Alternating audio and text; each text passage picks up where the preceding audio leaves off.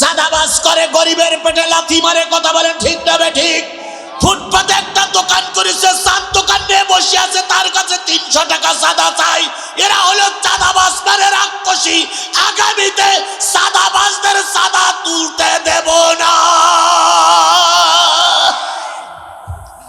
নিজে চাঁদা নেব না, কাউকে চাঁদা তুলতে দেব না। এই কথা বলেন না কেন?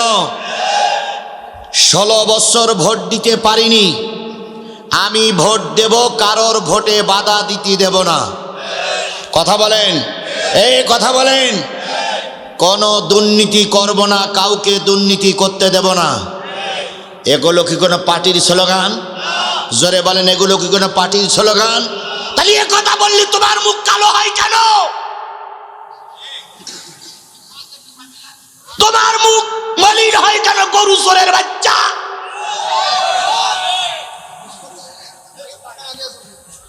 এই গরু চোরেরা ক্ষমতায় যাওয়ার আগে পরের গইলির গরু জবাই করে এনে খাচ্ছে, মানুষের পুকুরের মাছগুলো ধরে খাচ্ছে। কথা বলেন ঠিক না বেঠিক? এখনো ক্ষমতায় যায়নি তাই গরু চুরি করে খাচ্ছে, আর এরা যদি ক্ষমতায় যায় বউ চুরি করে খেয়ে ফেলবে এরা। এই জন্য আগামীতে আমরা কোনো চোরের চুরি করতে দেব না, নিজেও চুরি করব না। চাঁদাবাজি করতে দেব না, নিজে চাঁদাবাজি করব না।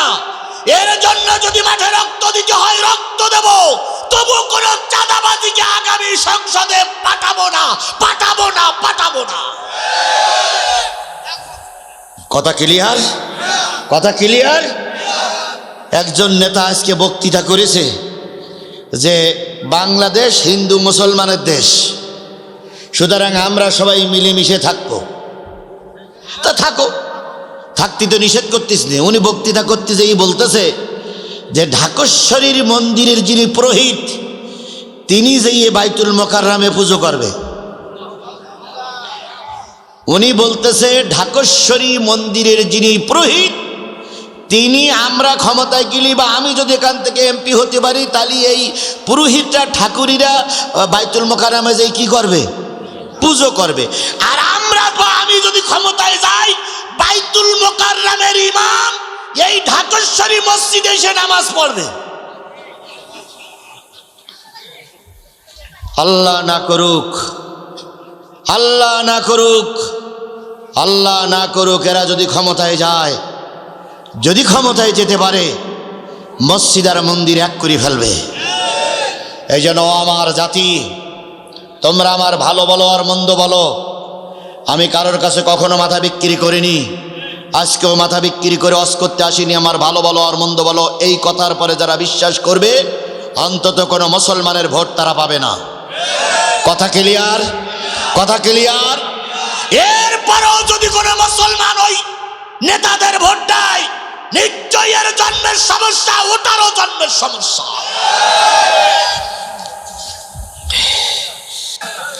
সব তো ঠিক, তা বেঠিক কোনটা? শোনেন, কমিটির লোক আর ইমাম সাহেবের, খতিব সাহেবের বলি,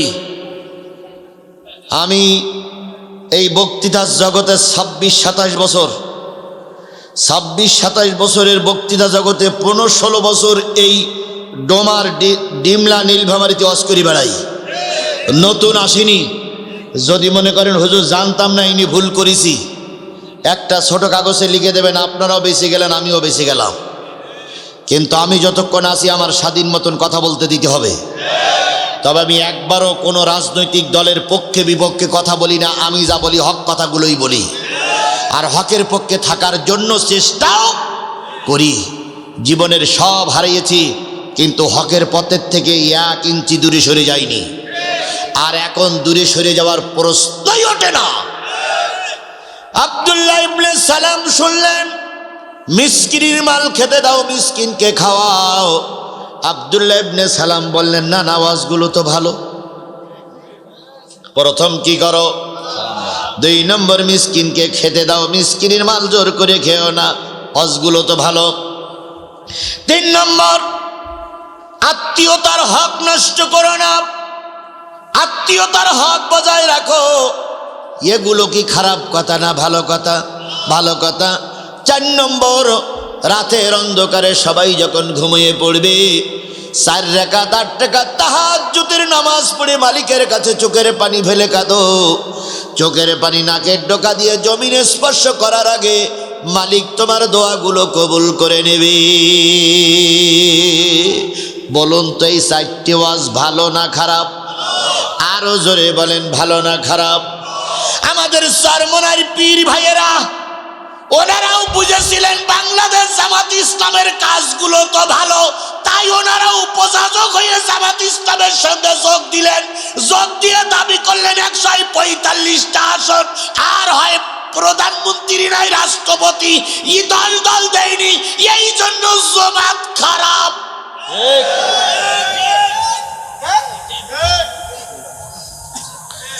আগে একবার 300 আসনে ভোটে দাঁড়াইল, কয়বার? কয়টা আসনে? 300 আসনের ভিতরে 265টা আসনে জামানত বাতিল। 300 আসনের ভিতরে একটাও পায়নি। 2টা জরিপ হয়েছে, এক জরিপে দেখা গেছে তারা 0.3% ভোট আছে তাদের। 100 জনের ভিতরে কয়জন? 3 জন। আরেকটা জরিপে দেখা গেছে 0.1, তার মানে 1% আছে, 99 জন লোক নাই। তাহলে 1% আর 3% তাদের সমর্থক। আসন চাই 145টা। তার মানে বিগত 17 বছর মামলা খেলো যারা, জেল খেটলো যারা, ময়দান পরিষ্কার করে দিল তারা, তাদের ভোটে ওনারা যে কি হবে?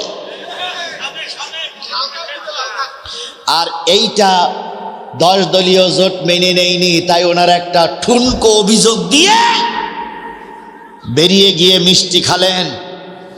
আপনারা বেরিয়ে গেছেন, ওতে আমাদের দুঃখ লাগেনি, দুঃখ লেগেছে মিষ্টি খাওয়ার জন্য।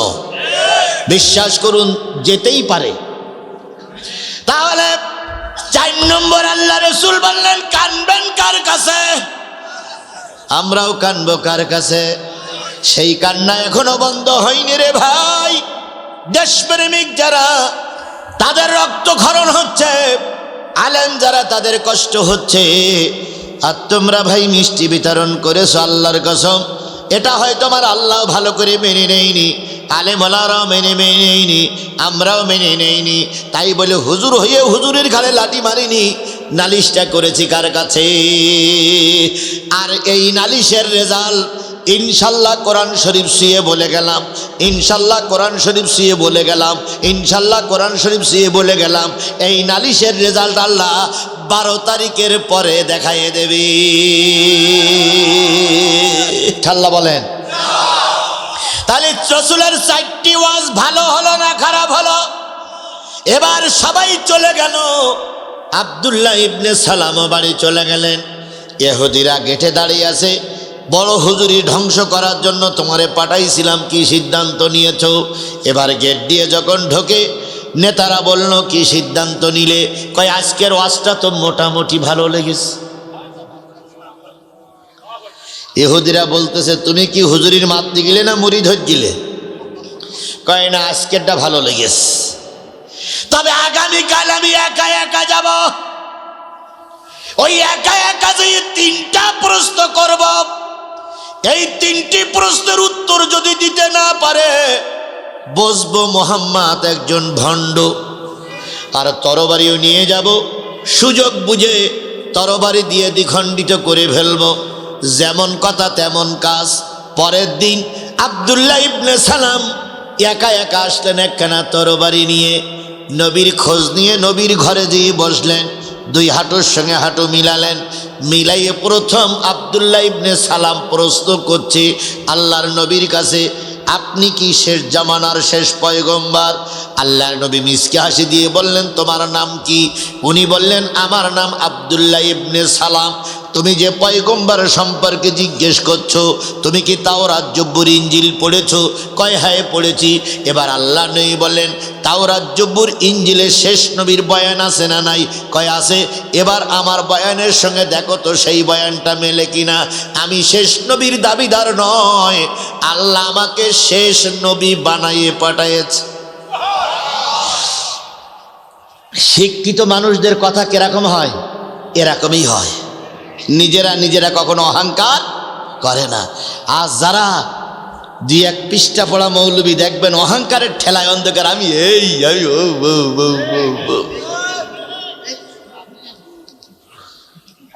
টাইটেল লিখতে লিখতে নিজের নাম খুঁজে পাওয়া যাবে না। আর পোশাক পরিচ্ছেদ যা পরে, ওরে বাপ রে বাপ, ইয়া জামা, ইয়া টুপি, ইয়া জুব্বা, টুপির পরে আর এক টুপি, চশমার পরে আর এক চশমা, দেখি শুনি মনে হয় ওরে বাবা, গোরে গোরে মুকুরুসি, কালা কালা চশমা। আর জ্ঞানী মানুষের কথাগুলো হয় খুব কম।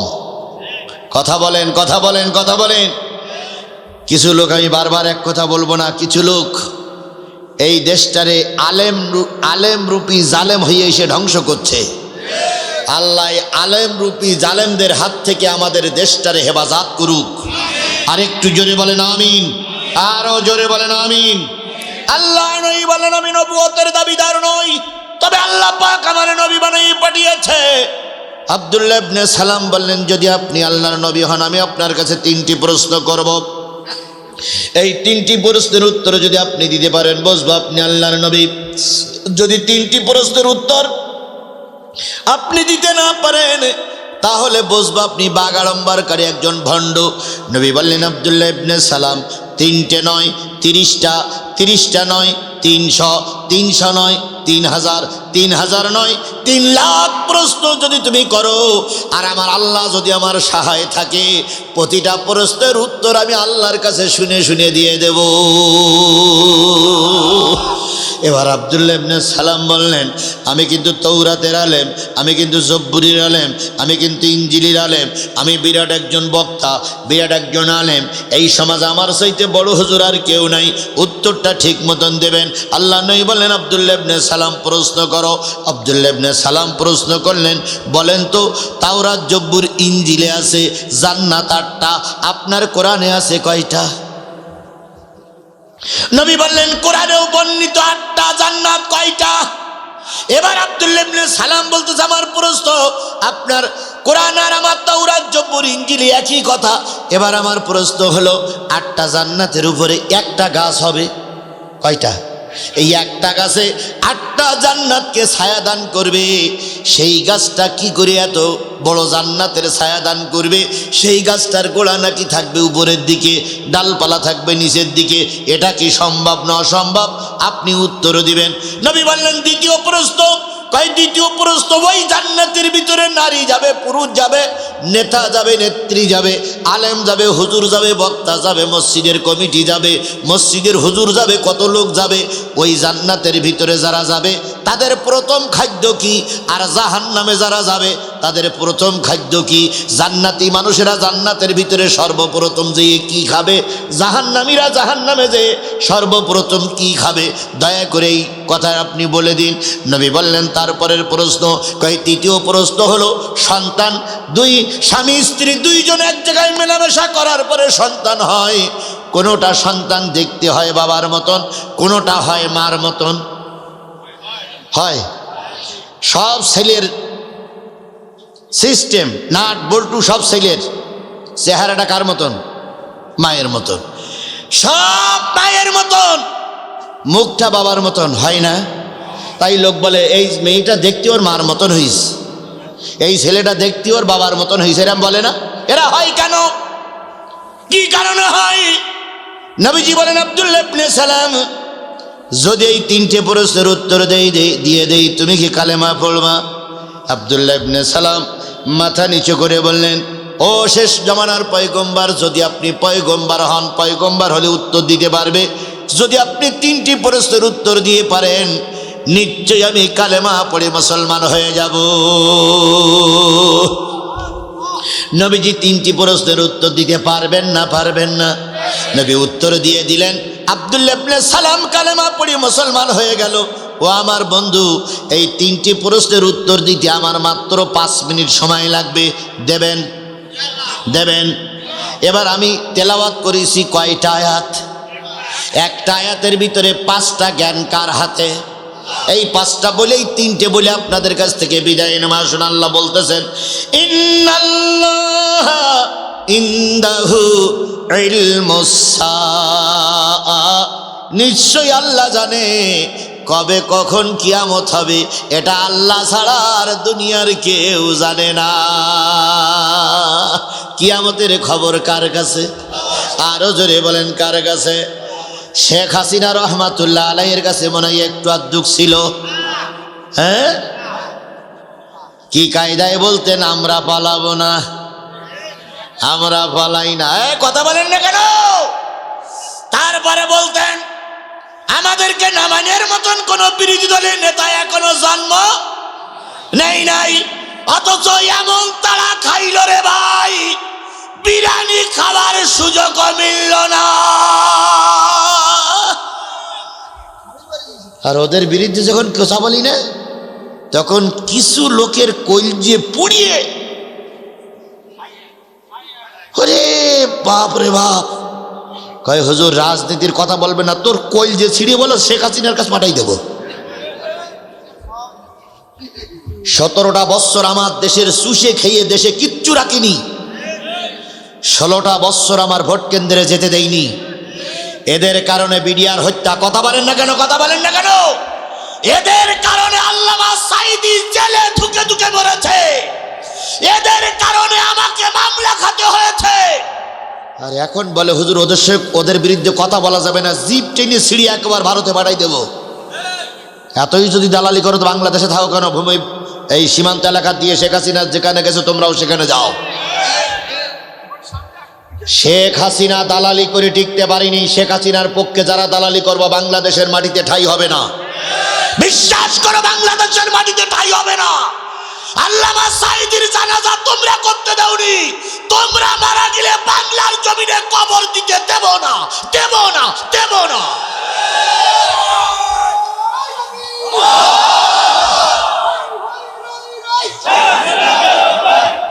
আমার ভাইরা, সুতরাং সতর্ক হওয়া লাগবে। কথা বলেন, কথা বলেন, কথা বলেন।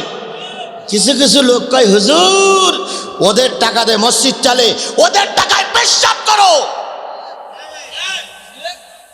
ওদের টাকায় থুতু মারো। ওরা যা টাকা খেয়েছে সব জনগণের টাকা। কথা বলেন, কথা বলেন। জনগণের টাকা খেয়ে কুমিরের মতন হয়েছে। এখন ওরা টাকা দেবে তাই তোমার মসজিদ চলবে, তোমার মাদ্রাসা চলবে, তাই ওদের বিরুদ্ধে কথা বলা যাবে না। ওই টাকায় পেশাব করি আমরা। কলঙ্কিত মায়ের কলঙ্কিত সন্তান ওরা। ওরা দেশের সব খেয়ে একেবারে শোষণ করে ফেলেছে। কথা বলেন। আর যেটা ওয়ার্ড কমিটি সভাপতি ছিল সেইটার ঠেলা কি? হুজুর এ কথা বলা যাবে না, ও কথা বলা যাবে না, জিব্বা টেনে একদম ছিঁড়ে ফেলবে একদম তোর। তুমি হুজুর দেখেছো কিন্তু বক্তা দেখোনি, তুমি অনেক আলেম দেখেছো কিন্তু জিহাদি দেখোনি। যখন ওরা ক্ষমতায় ছিল একটা বারের জন্য মাথা নত করিনি, আর এখন ক্ষমতায় নেই, তোমার কিছু দোসরের কারণে তুমি মুখ বলো, কথা বলো। আজ হোক কাল হোক জনগণ তোমার ছাড় দেবে না। আর আমরা 12 তারিখ পর্যন্ত নেতাদের কথা অনুযায়ী একটু ধৈর্য ধরতেছি। হয় তওবা করে ভালো হও, আর নাই তোমার নেতারা যেদিকে গেছে সেদিকে পালাও। তবে এই বাংলাদেশে আর বাকবাকুম করতে কাউকে দেওয়া হবে না। কোনো অমুসলিম ভাই যদি এখানে থাকেন, আপনারা সবচেয়ে নিরাপদ আছেন, নিরাপদ থাকবেন। কারণ অমুসলিম ভাইরা আমাদের শত্রু নয়, সাধারণ আওয়ামী লীগের ভাইরা আমাদের শত্রু নয়। আমাদের শত্রু তারাই যারা রাঘব বোলের মতন দেশের সম্পদ মেরে খেয়েছে, যাদের কারণে জনগণ ভোট কেন্দ্রে যেতে পারিনি। আমার শত্রু সেই সাধারণ লোক, আমাদের শত্রু নয়। আজকে রুমিন ফারানা একটা বক্তব্য শুনলাম, আমি চিন্তা করলাম বক্তব্য, নেতার বক্তব্য এইরকমই হওয়া উচিত। উনি সমাবেশ করতে গেছে, ম্যাজিস্ট্রেটের সমাবেশে বাধা দিচ্ছে, তো উনি বলতেছে সমাবেশ আমার বাধা দাও, মুখ মুখ যায় সমাবেশ সাথে চোখে দেখতে পাও না। তখন বলতেছে আপনার এখানে গ্রেপ্তার, বলতেছে আপনার এখান থেকে গ্রেপ্তার করে নিয়ে যেতে পারি। তখন রুমিন ফারানা বলতেছে বিয়াদব, গ্রেপ্তার করে নিয়ে যাও, দেখি তোমার কেমন শক্তি আছে। ওরা বাঘের বাচ্চার মতন দাঁড়াও, বাতিলেরা ময়দান ছেড়ে দেবে। যত নেউ নেউ করো বাতিলের মতো ঘাড়ের পরে উঠে লাফাবে। সুতরাং যদি রাজনীতি করতে হয় বাঘের বাচ্চার মতন করো, মেউ মেউ করে ভেউ ভেউ করে রাজনীতি করার দরকার নাই। আমি সমাজে একজন লোক, আমার একটা মান সম্মান আছে, তোমারও মান সম্মান আছে। তুমি যদি মান সম্মান না রাখতে পারো তাহলে তোমার মান সম্মান আমিও রেখে যেতে পারবো না। তাহলে কিয়ামত কবে হবে কে জানে? দুনিয়ার কেউ কি জানে? আমেরিকা জানে, ভারত জানে, তবে আমরা মাঝে মাঝে জানি। শোন, কালকে 10টা পর্যন্ত তো টাইম দিলাম, যদি এই টাইমের ভিতর টাকা না দিস একদম কিয়ামত করি ফেলবো।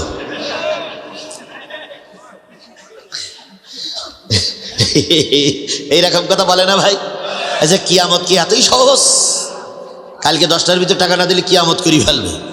ওরে বাপ রে বাপ, সলিমুল্লাহর খার একমাত্র পুস্তুর বাস্তুল্লাহ খা, কিয়ামত করি ফেলবে। এই জন্য কিয়ামত কবে হবে কে জানে? তবে 3টে কারণে কিয়ামত হবে না। একটা কারণ হলো যদি 10ই মুহররম না হয় কিয়ামত হবে না। 2 নম্বর কথা হচ্ছে কালেমাওয়ালা লোক যতদিন পর্যন্ত পৃথিবীতে থাকবে ততদিন কি হবে না? কিয়ামত হবে না। কালেমাওয়ালা লোক আছে না নাই? আরো জোরে বলেন আছে না নাই? ফাঁসির কাস্টে ঝুলেছে, তবু বাতিলের কাছে তারা মাথা নত করি নাই। এরকম ইমানদার যতদিন পর্যন্ত থাকবে ততদিন কিয়ামত হবে না, 1 নম্বর। 2 নম্বর, ওয়ায়ুনাজ্জিলুল গাইস, কখন কোথায় কোন মেঘে বৃষ্টি হবে কে জানে? জোরে বলেন কে জানে? বৃষ্টির খবর কার কাছে আছে? আল্লাহ ছাড়া বৃষ্টির খবর আর কেউ জানে না। শেখ হাসিনাও জানে না, খালেদা জিয়াও জানতো না, ডাক্তার মোহাম্মদ শফিকুর রহমান জানে না, পীর সাহেব চরমনাই জানে না, হেফাজতের আমির জানে না, কেউ জানে না। কে জানে? বৃষ্টির খবর আল্লাহর কাছে আছে। কাকে রেজেক দেবে সেটাও আল্লাহর ব্যাপার, ওটা দুনিয়ার আর কেউ কেন না। 2 নম্বর। 3 নম্বর, ওয়ায়ালামু মা ফিল আরহাম, মায়ের রেহেমের ভিতরে, মায়ের জরায়ুর ভিতরে, মায়ের পেটের ভিতরে সন্তান ছেলে না মেয়ে, এই কথা বলেন কে জানে? আল্লাহ কাউকে ছেলে দেয়, কাউকে কি দেয়, আবার কাউকে শুধু ছেলে দেয়, কাউকে শুধু মেয়ে দেয়, কাউকে আল্লাহ কিছুই দেয় না। 2 জন ডাক্তারের কাছে গেছে, ডাক্তারের কাছে পরীক্ষা নিরীক্ষা করে ডাক্তার বলতেছে কারোর দোষ নেই। তাহলে ছেলে মেয়ে হয় না কেন? ওটা আল্লাহ দেয় না তাই হয় না। আবার একজনের বললে স্বামীর দোষ, স্ত্রী ভালো, স্বামী আরেকটা বিয়ে করেছে সেটারও হয় না। ও ভাই, ছেলে মেয়ে কি হবে না হবে কে জানে? দুনিয়ায় কেউ জানে না, কিন্তু আমার সরকার জানে। ছেলে হোক মেয়ে হোক দুটোর বেশি হবে না। ওরে আমার দ্বিতীয় খোদা, ছেলে হোক মেয়ে হোক কটা? যার গা হচ্ছে না তার গা একটা দিদিন দিয়ে কেরাম পারি সরকার। তুই নীলফামারীর দিকে প্রায় ওয়াজ করতে আসলে দোয়া করে, হুজুর দোয়া করেন আমার 10 বছর 12 বছর বিয়ে হয়েছে, ছেলে মেয়ে হয় না। দিন ওখানে একটা যাই কেরাম পারিস? তুই পারবে? আবার যাদের আল্লাহ দিচ্ছে তুমি বন্ধ করতে চাইলে কোন কায়দায় হবে তা ঠিকই পায় না। এক মহিলা বলতেছে, হুজুর এত কন্ট্রোল করি যাতে করি না, কিন্তু হয়েই গেছে। আমি বললাম কেন কন্ট্রোল করে হইল না? শুধু কোন ফাঁক ফোঁক হইলো তা বুঝতেই পারলাম না। আচ্ছা বলেন, আল্লাহ যদি দেয় তো কোনো ফাঁক ফোঁকে বন্ধ হবে ভাই? আর আল্লাহ যদি না দেয় তো সব ফাঁক খুলে রাখলেও কিছু হবে না। এই জন্য মায়ের পেটের সন্তান ছেলে না মেয়ে কে জানে? ছেলে দেবে কি মেয়ে দেবে সেটাও যদি আল্লাহ জানে। ওখানে কারোর কোনো হাত নাই, রেজেক তোমার হাতে না, খাদ্য তোমার হাতে না। সুতরাং আল্লাহ জানে কবে, আল্লাহ জানে মায়ের ছেলে হবে না মেয়ে হবে, রেহেমের ভিতরে কি আছে। ওমা তাদরি নাফসুম মাযা তাকসিবু গাদা, আগামী ওয়াক্তে কালকে সকালবেলা তুমি কি খাবে এটা কে জানে? আরো জোরে বলেন, এটা কে জানে? আল্লাহ জানে। কালকের খাবারের কথা তোমার নিজেরা চেষ্টা করে পারবা না, রেজেকের দায়িত্ব স্বয়ং আল্লাহর হাতে। কয় নম্বর গেল? 4 নম্বর গেল। ওমা তাদরি নাফসুম বিআইয়ি আরদিন তামুত, কখন কোথায় মৃত্যু হবে আল্লাহ ছাড়া আর কেউ জানে না। আচ্ছা আমাদের কাউয়া কাদেরের অবস্থা কি? কয়েকদিন আগে শুনলাম উনি আইসিইউতে আছে। এই তাই শুনিলাম না ভাই, উনি আর খাওয়া দাওয়া নিতে পারছে না, উনি দম ওই যে অক্সিজেনের মাধ্যমে দেওয়া আছে। এখন আর কয়েকদিন কোনো খবর টবর পাওয়া যায় না, তার মানে ও নেই। আমার মনে হয় ও কি নাই, কিন্তু কেউ বলে না। ভালো হলে এতদিন প্রচার হতো। এই জন্য কবে কখন কোথায় কোন মাটিতে কার মৃত্যু হবে কে জানে? জোরে বলেন কে জানে? কিছু কিছু লোক দোয়া করতেছেন আমার বিরুদ্ধে, কিচ্ছু হবে না। কারণ মৃত্যু কার হাতে? মৃত্যু আপনার হাতে দেইনি, মৃত্যু কার হাতে? তাহলে সেই আল্লাহর হাতে যদি মৃত্যু থাকে, এই পাঁচটা সংবাদ কার হাতে? এই পাঁচটা সংবাদ দুনিয়ার কোনো মানুষ নিতে পারবে? জোরে বলেন দুনিয়ার কোনো মানুষ নিতে পারবে না। একজন ম্যাজিস্ট্রেট সাহেব বিশেষ একটা দলের থেকে আগামীতে নমিনেশন পেয়েছেন।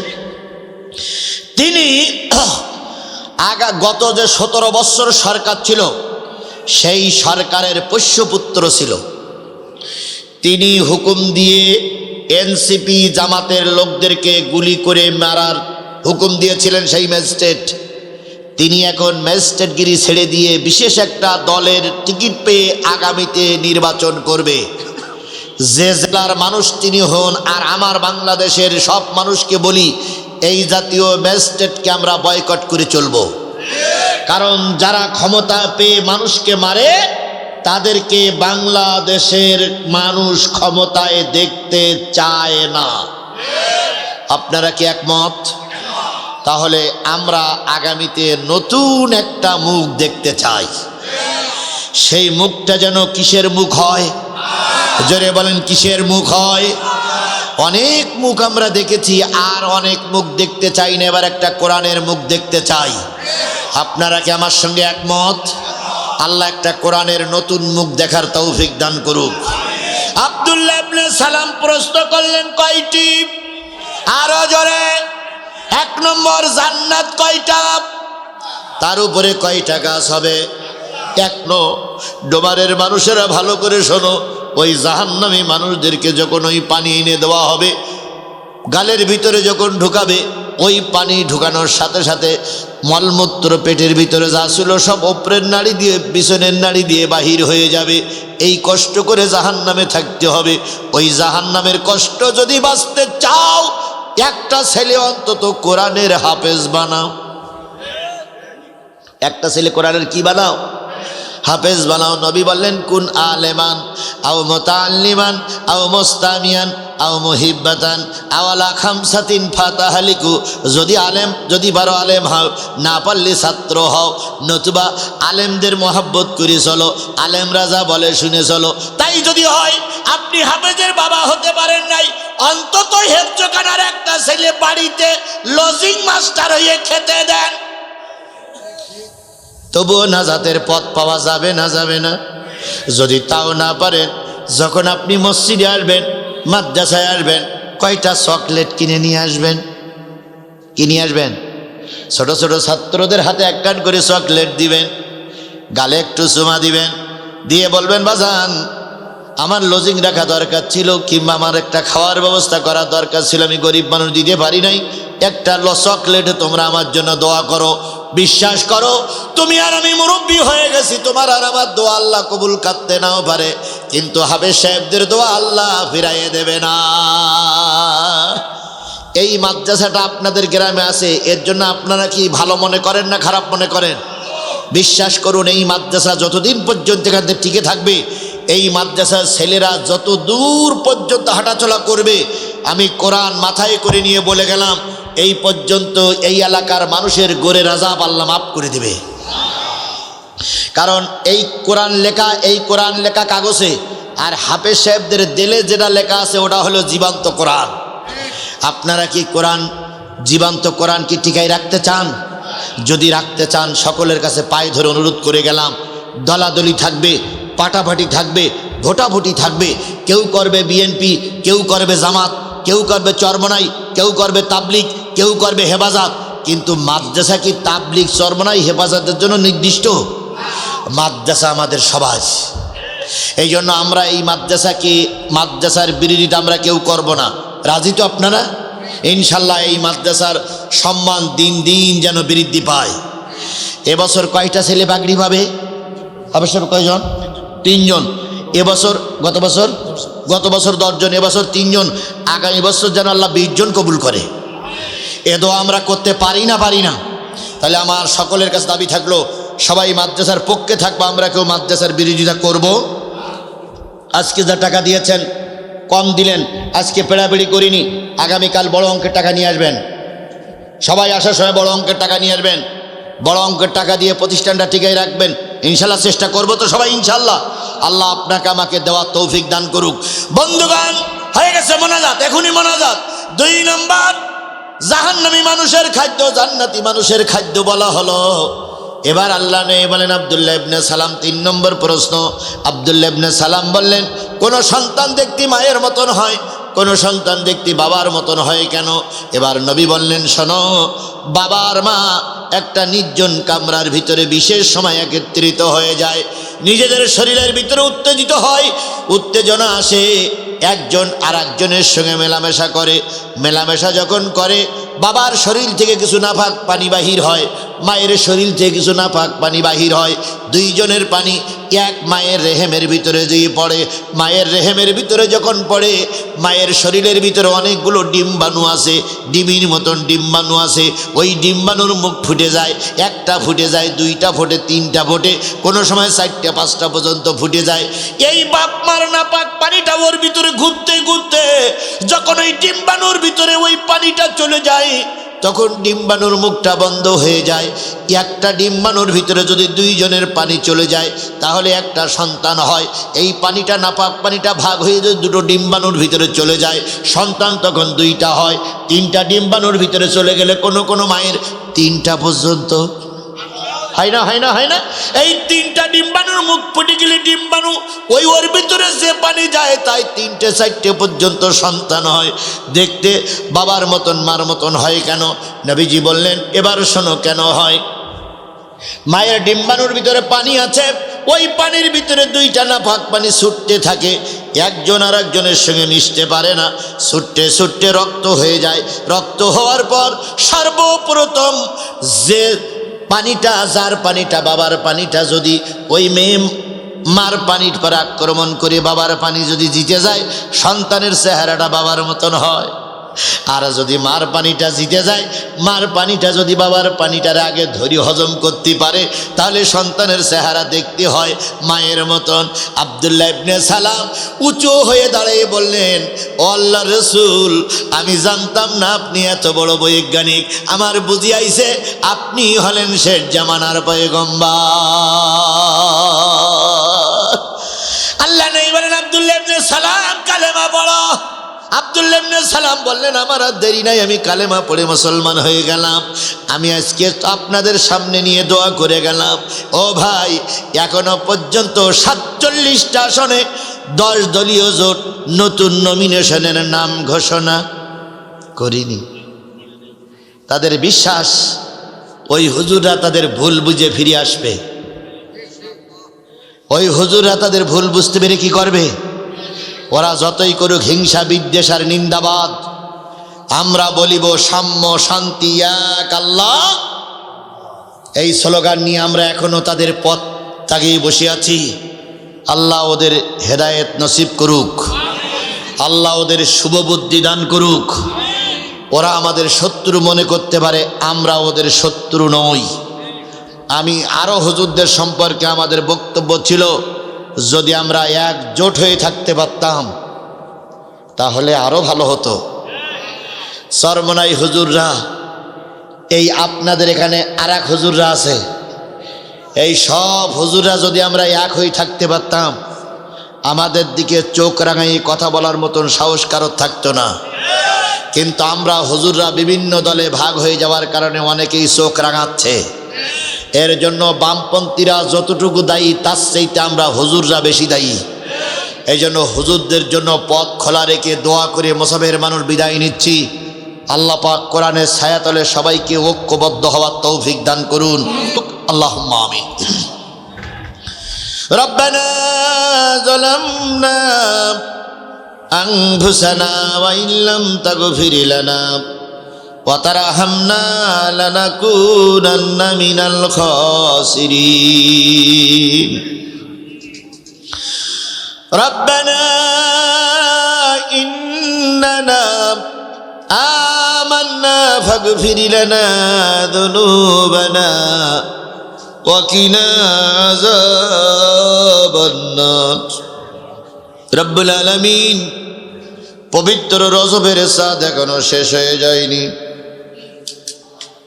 হাজার হাজার মুসলমান নারী আর পুরুষদেরকে সঙ্গে করে নিয়ে কখন জানি দেখতে দেখতে 12টার কাঁটা পার হয়ে গেছে। রব্বুল আলামিন সূরা লোকমানের একটি আয়াতের পরে ভিত্তি করে এতক্ষণ ধরে কথা বললাম, তোমার পাগলেরা ময়দান ছেড়ে চলে যায় না, আরো শুনতে চায়, আরো জানতে চায়, আরো বুঝতে চায়। আগামীকাল মাহফিল আছে বিদায় একটু আগে ছেড়ে দিলাম। যতটুকু কথা আমি বলেছি আল্লাহ বক্তা শ্রোতা সকলকে কথাগুলো আমল করার তৌফিক দান করে দাও।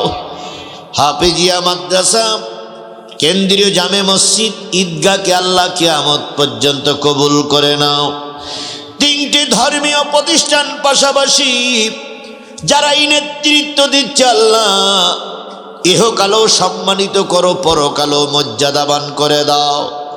আজকের এই 2 দিনের মাহফিল ইন্তেজাম করতে যে যারা টাকা দিল, পয়সা দিল, সময় দিল, শ্রম দিল, মেধা দিল, কথা দিল, সর্বোপরি আজকে 10 টাকা, 20 টাকা, 50, 100, 200, 500 যারা দান করলো, স্থায়ী সদস্য খাতায় যারা নাম লেখালো, বাবুতরে তাদের সবাইকে তুমি কবুল করে নাও।